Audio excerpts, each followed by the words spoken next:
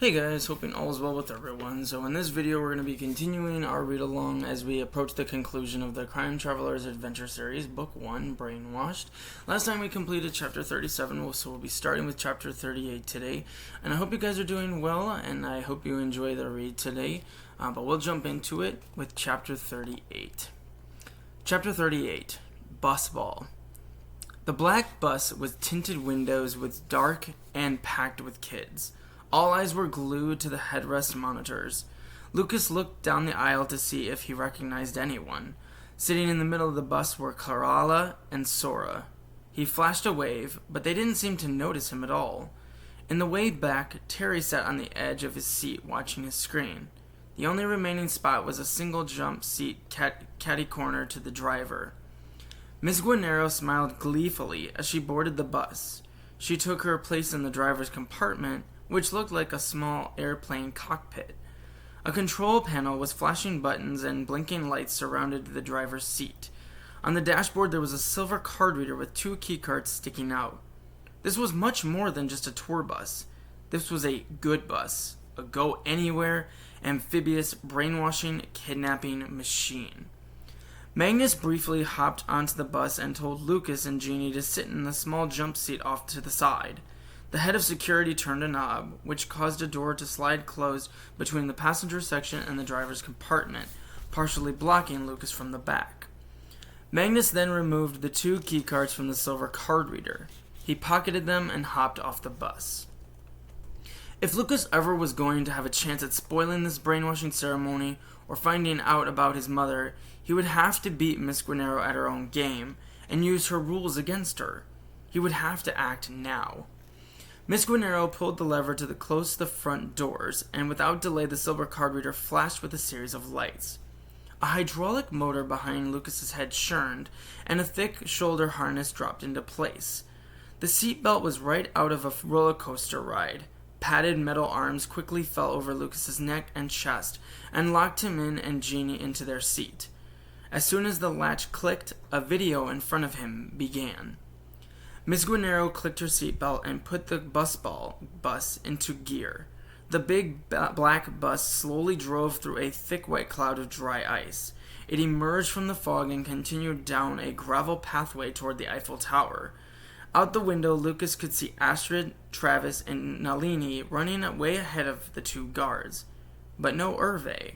They sprinted under the Eiffel Tower and through a little park, where Eki and Gopur plopped down on a bench. In front of Lucas, a retro black and white illusion circled hypnotically on the screen. He knew he shouldn't watch. With one hand he covered Gini's eyes, and with the other he pounded on the bars over his shoulders. The harness didn't budge. Gini didn't seem to like the tight quarters either, and she didn't start to squirm uncomfortably, and then which gave Lucas an idea. It had all started 2 days earlier with Gini in the shopping cart at the Globe Hotel. Lucas had been gambling since then on this little girl, and there was no sense in stopping now. Gini twisted again, and both of her arms and head were outside the shoulder harness. Lucas sucked in his gut and pulled Gini's legs around the seatbelt. She was free. The only way to stop the brainwashing video was with key cards. Lucas had 2. Botros' master key from the Good Hotel, and the one that Gini had reactivated with her thumb, and the Globe Hotel keycard. Lucas took the hotel keycards from his back pocket and gave them to Gini. He hoped she would remember how to use them. He set Gini on the rubber-padded floorboard, and she crawled toward the driver's seat. Miss Guenerro was distracted. She was frantically trying to shoo carnival kids from the road and didn't seem to notice a baby crawling next to her compartment. Gini lifted herself, up just enough to slotted her first keycard. The card that Gini had reactivated in the Lucky office immediately zapped all the monitors on the bus, just like it had in Mrs. Guenerro's office. From the back of the bus, kids started to grumble as they broke from their video trance.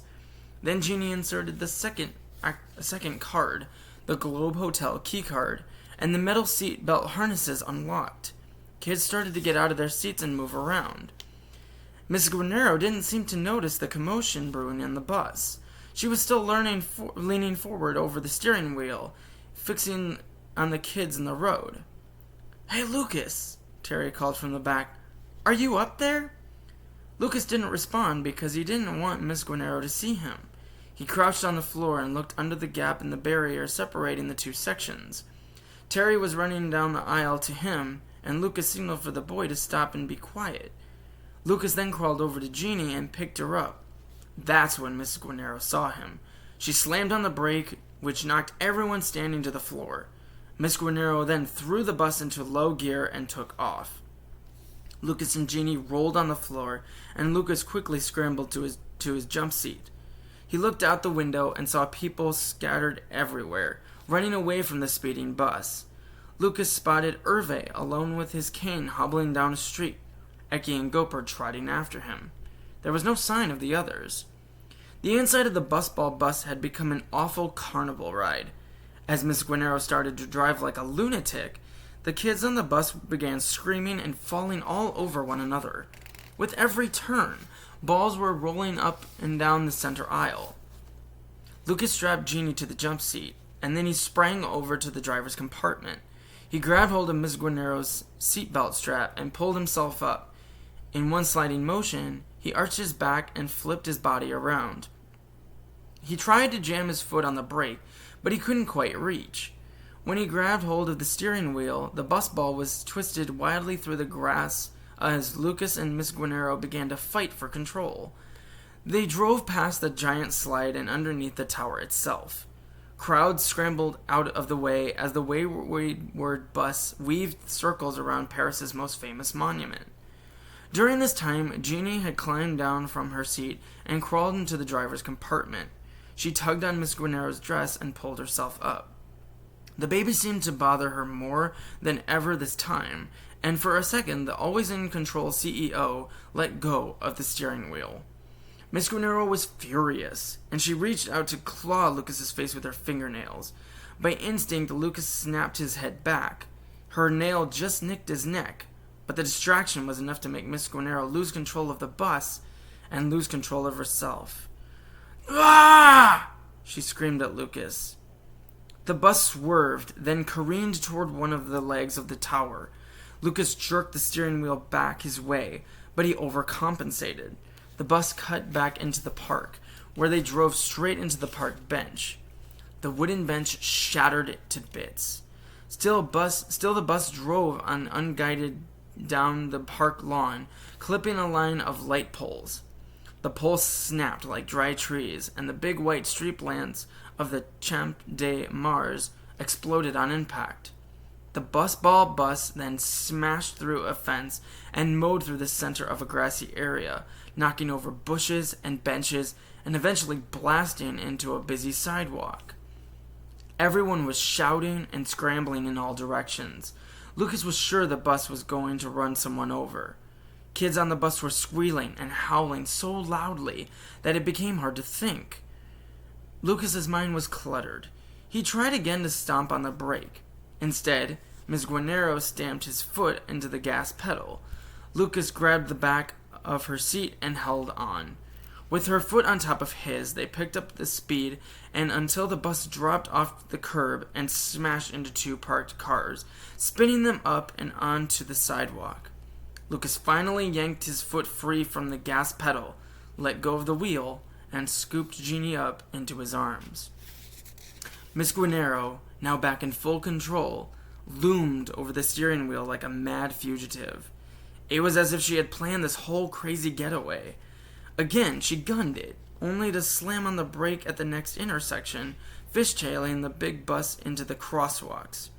Kids on the bus went crashing into the windows. Lucas slipped and nearly tossed Gini out the front doors. The bus swerved left and right and headed straight for a group of people who were staring up at the Eiffel Tower. Lucas set Gini on the floor, then dove back and slapped the steering wheel to avoid hitting the crowd.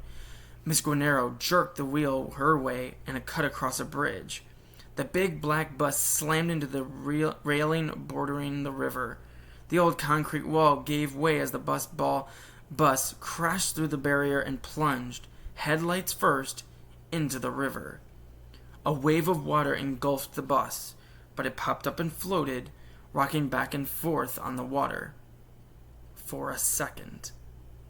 Miss Guenerro snarled at Lucas. "If you are really on the ferry boat when it sank," she said with pure evil in her eyes, "then you are probably not too keen on water." Lucas didn't understand. At all. The Busball bus was amphibious, made for both land and water. The only way it could sink was if... He hadn't even finished the thought, even when Miss Guenerro reached over and clutched the door lever. "Not as cold as Antarctic waters," Miss Guenerro seethed, "but dark enough to make you tell me where you and your mother hid my accounts." She tugged on the door handle, but it didn't move. She hit some sort of bypass button, and then with two hands she wrenched the front doors open. Water flooded the bus. It came quickly as the nose of the Busball bus slowly tilted downward. The kids and balls began rumbling down toward the front of the compartment. Lucas then felt the first wave of water lapping at his shoes. Within seconds, river water hit the electrical system, and blue lights flickered across the dashboard. Lucas reached down to grab Gini, but she was gone. "Gini?" he called over the voices of the screaming kids. Lucas jumped back diagonally and hit a button, which opened the doors separating the front and back compartments.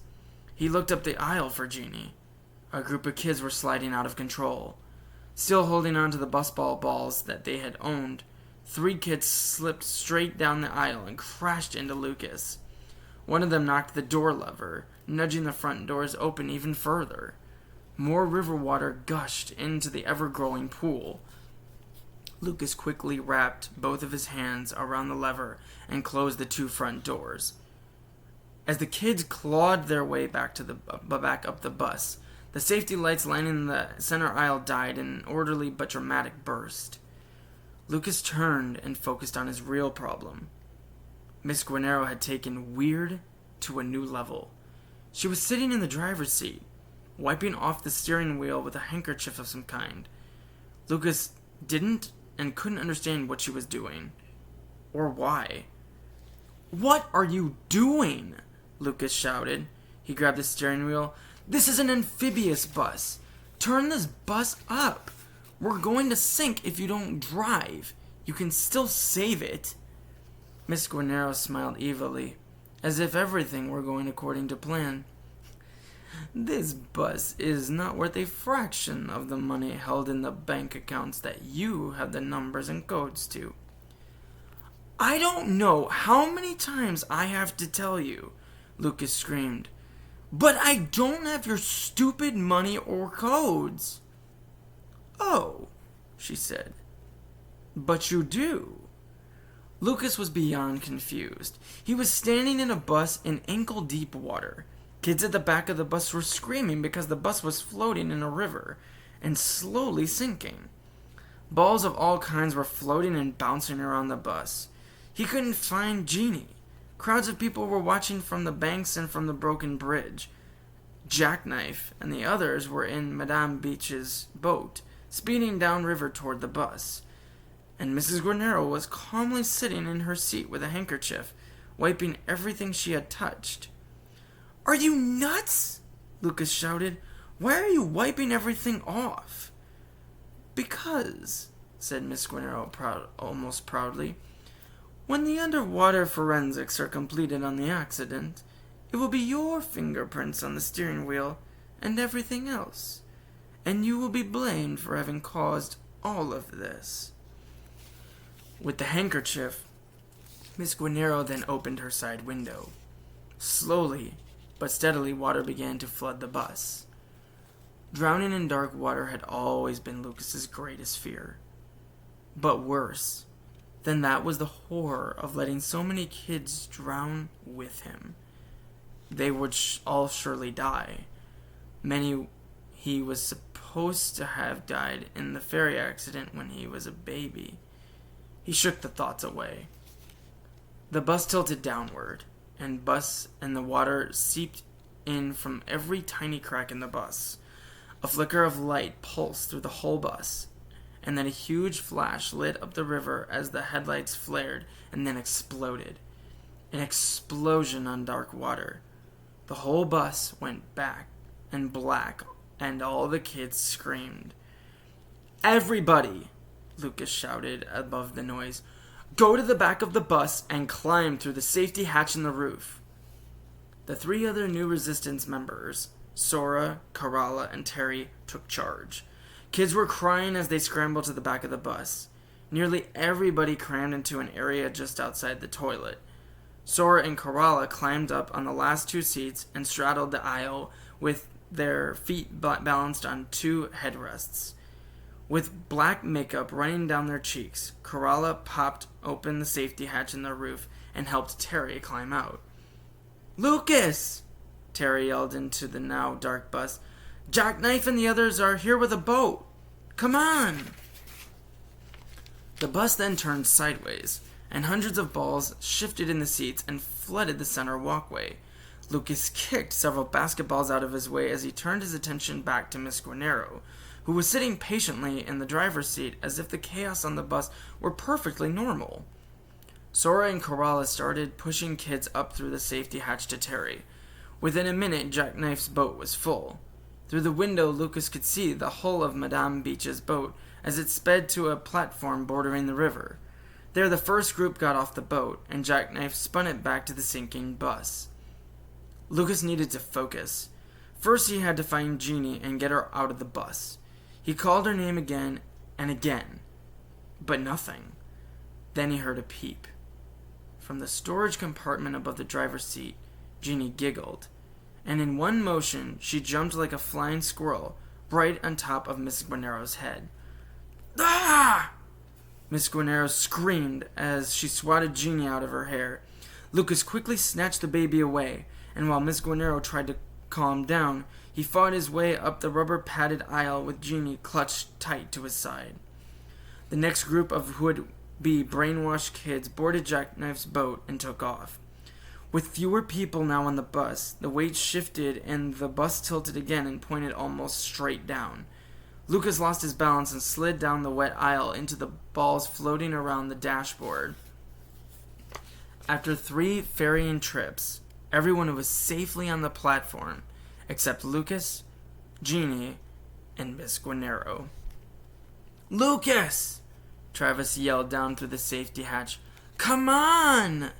Lucas yelled back, "Throw me a rope!" Travis tossed the boat rope down the center aisle of the bus and into the rising water. Lucas tied a quick bowline and wrapped it around Gini's shoulders. Travis then hoisted Gini up through the middle of the bus and out the safety hatch.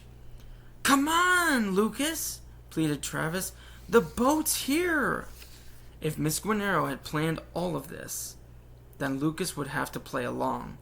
He knew if he was ever going to find out about his birth mother and where he'd come from, he would need Miss Guenerro alive. And she would need him for the account numbers that he didn't have. "All right there," said Lucas with a touch of irony in his voice. "I've got Miss Guenerro's number, and I have to give it to her. I'll be right there." Gini was safe, and Lucas could do what he needed to. When he turned to Miss Guenerro, Lucas found her still buckled in the driver's seat, but she had exchanged her rhinestone mask for a rhinestone scuba mask and snorkel. The nose of the bus twisted and angled diagonally as it corkscrewed toward the bottom of the river. Water was coming from everywhere now. The force of this new water seemed to pin Miss Guenerro back in her seat. She flailed her arm to get her seatbelt lock, but there were too many balls in the way. With the water rising and the seatbelt still locked, Miss Guenerro suddenly panicked. For Lucas, it was an opportunity. Deep down, he just wanted to punch her in the face. Instead, Lucas ripped her scuba mask off and chucked it into the flooded bus. Miss Guenerro barked at him. "Give me my glasses! My mask!" Lucas flung his wet hair to the side. "Not until you give me what I want." "What do you want?" "I want my mother." "Well then, I don't have your mother." Well then, said Lucas, you don't get your scuba mask. Lucas needed information more than anything, but could he force Miss Guenerro to tell him about his mother? She might not care about her ugly mask, but she certainly would care about her life. Wouldn't she? River water was now covered the entire front of the bus.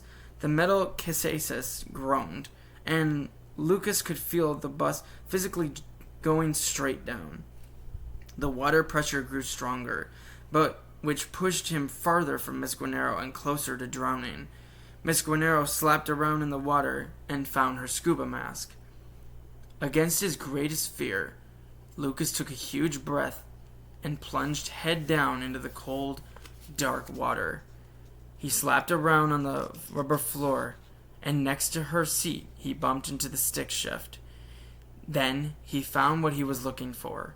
He briefly popped up for air and dove again. This time he grabbed a metal clip on the side of the seatbelt. The water line was now at Miss Guenerro's neck. Undo my seatbelt, Miss Guenerro commanded as she put her scuba mask back on. Lucas pulled on the seatbelt, and the shoulder strap wrenched Miss Guenerro into her seat. Gladly, said Lucas, as soon as you tell me what happened to my mother. She died on that ferry, said Miss Guenerro. Now undo my seatbelt. I can't move my arms. I don't mean my adoptive mother, said Lucas as he slapped a clump of tennis balls out of the way. I mean my birth mother. Lucas jerked her seatbelt again. 2 basketballs floated together, splashing river water into Miss Guenerro's mouth. You're going to kill me? She asked as if taunting him. Do you want that on your conscience? Lucas's legs started to float in the rising water.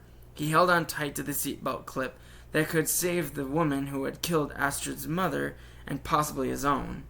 He knew he would feel awful if he swam away and let her drown in this bus. Letting her die just wasn't right. Lucas paddled the basketballs away from Miss Guenerro's face, but she seemed to have another plan.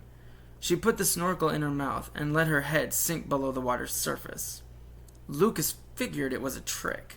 He stabbed his hand into the water and ripped the snorkel out of her mouth.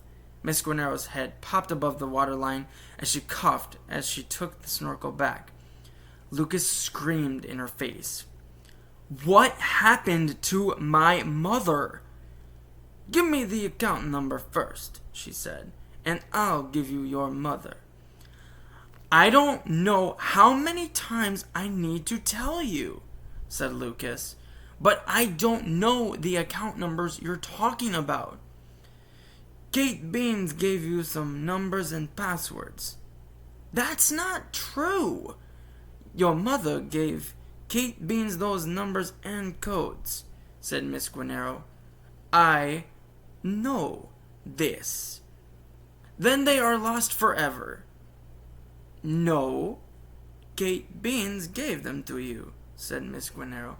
What did you have with you when she put you in that ice chest? How did you know about the ice chest? Nuns are weak. And his mind flipped through the pages of his birth chart. The doctor said he was an FLK, a funny-looking kid. Was that code for something else? There were numbers everywhere else on his chart, and cryptic doctor scribble. Was this what she was talking about? All I had with me, said Lucas, was the bell the nuns gave me. That's all. Miss Guenerro stretched her neck so she could put the snorkel back in her mouth.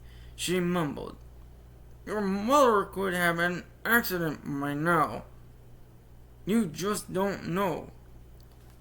So then my mother, my birth mother, is still alive. Of course she is, said Miss Guenerro. She removed the snorkel from her mouth. I knew you'd come looking for your mommy one day. So where is she? You'll undo the seatbelt. I promise, and I don't break promises, said Lucas. As soon as you tell me where my mother is. More water poured in, and little foam footballs floated into Lucas's view. Lucas was livid. Where is she? He said as he yanked on the seat belt strap. Miss Guenerro choked and coughed and put the snorkel back in her mouth. Then she blew water from the snorkel spout. She clenched the snorkel in her teeth. Argentina, she muttered. Lucas clicked her seatbelt free. You're on your own now. Then he swam up through the flooded aisles and to the back of the bus. At the escape hatch, he paused and looked back into the dark water in the bus.